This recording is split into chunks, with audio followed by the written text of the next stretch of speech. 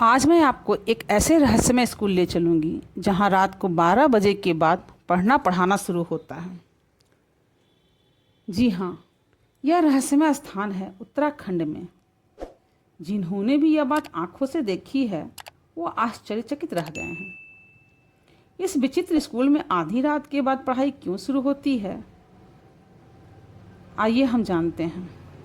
दरअसल यह कहानी एक ऐसे स्कूल की है जहाँ पर कई वर्ष पहले इस स्थान पर मरने वालों की आत्माएं छात्र और शिक्षक के रूप में लोगों को नज़र आती हैं। यह टीचर और स्टूडेंट लोग कौन हैं जिनकी ये आत्माएं नज़र आती हैं? इस रहस्यमय स्थान के बारे में जानने के लिए हमें इस कहानी को जाननी पड़ेगी।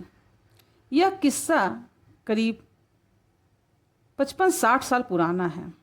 एक दिन अमरजीत नाम का एक व्यक्ति अपनी दुकान बंद करके देर रात अपने घर लौट रहे थे। अचानक उन्होंने बस्ती के निकट एक ही स्थान पर लाइट जलती हुई नजर आई। अमरजीत नाम के उन व्यक्ति को यह सब देखकर बड़ा ही आश्चर्य हुआ, क्योंकि उन्होंने इस बस्ती में इस स्थान पर कभी लाइट जलती हुई नहीं देखी थी। दरअसल वास्तविकता यह थी कि उस स्थान पर अब तक सरकार द्वारा विद्युत व्यवस्था पहुंची ही नहीं थी। न बिजली के खंभे लगे थे, न ही इलेक्ट्रिक के तार वहां तक पहुंचे थे। अमरजीत नाम के उस व्यक्ति को देखकर बड़ा ही आश्चर्य हुआ कि एक ही दिन में उस बस्ती से दूर उस छोटे से स्थान पर लाइट की व्यवस्था कैसे हो गई। उन्हें कौतूहल हुआ कि इतनी रात गए इस स्थान पर कैसी आवाज़ें आ रही है। वह धीरे धीरे दबे पांव उस स्थान की ओर बढ़ने लगे जिस ओर से आवाज़ आ रही थी।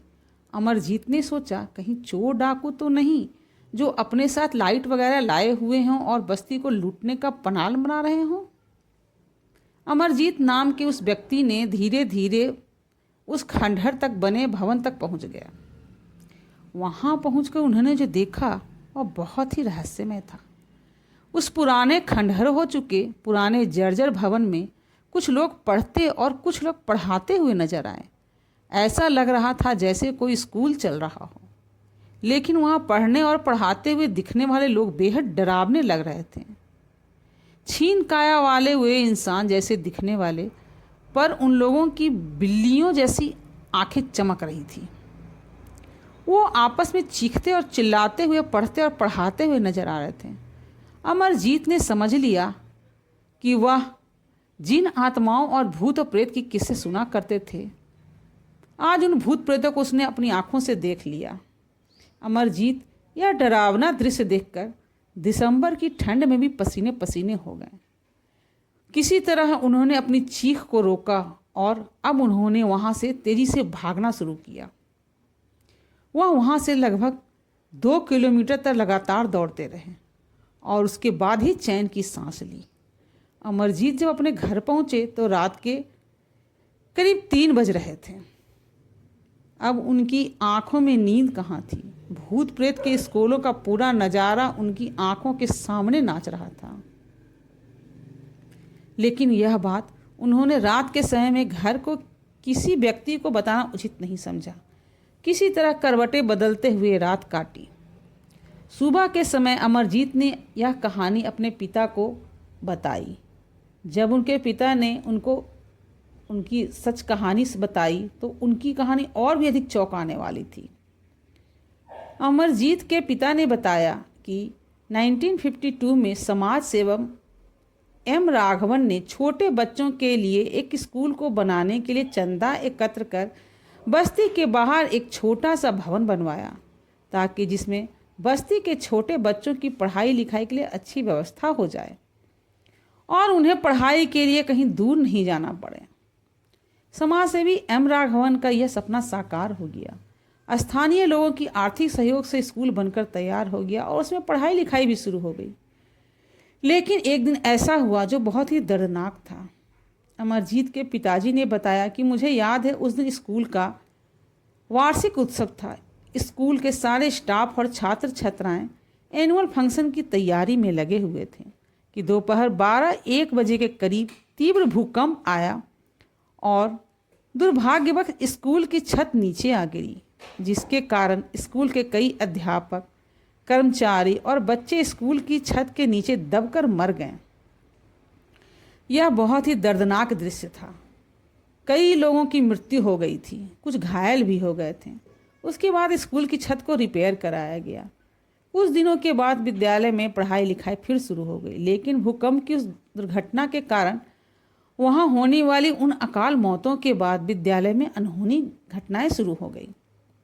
एक बार उस स्कूल में एक बच्चा लंच कर रहा था। उस समय वह क्लास में अकेला ही था। छोटी क्लास में पढ़ने वाले उस बच्चे को ऐसा लगा कि अचानक किसी ने उसके लंच बॉक्स उठाकर उसके सर पर दे मारा। इससे उसके सिर पर गहरी चोट आ गई। दर्द से चीखते हुए उस बच्चे को अस्पताल में भर्ती कराया गया। इसी तरह उस दिन स्कूल में अध्यापक अपनी क्लास में पढ़ा रहे थे कि उन्हें लगा कि कोई उनके क्लास में घुसा है और उनके कंधे पर सवार हो गया है, और बाद में उन अध्यापक के कान पकड़कर खींचने लगा। मास्टर साहब दर्द के मारे कराहने लगे। इस जैसी तमाम घटनाओं के कारण स्कूल में लोगों ने अपने बच्चों को पढ़ने के लिए भेजना बंद कर दिया। लोगों को यह विश्वास हो गया कि भूकंप के कारण ही छत गिरने से मरने वाले की आत्माएं भूत बनकर स्कूल में रहने लगी हैं, जो लोगों को आघात पहुंचा रही है। धीरे धीरे उत्तराखंड का वह भूतिया स्कूल खंडहर में तब्दील हो गया। अब वह लोगों के लिए उपेक्षित एरिया बन गया। आम लोग वहां जाने से डरने लगे।